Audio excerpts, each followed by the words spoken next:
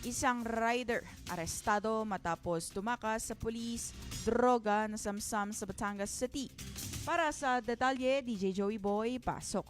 GB Balita Express.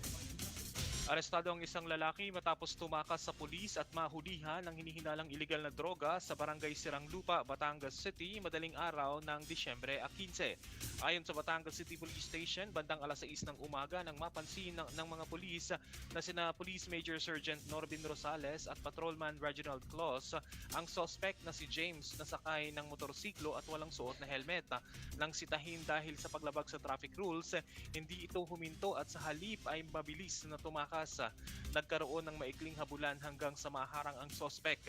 Sa isinagawang frisking, na-recover sa kanyang belt, bag, ang 3 sachet ng hinihinalang shabu at 1 sachet ng hinihinalang marijuana.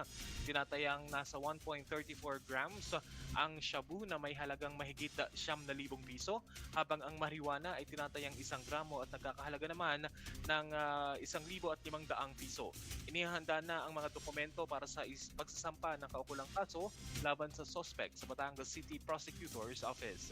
Para sa GB Balita Express, ito si DJ Joey Boy sa GB 99.9, Your Good Vibes.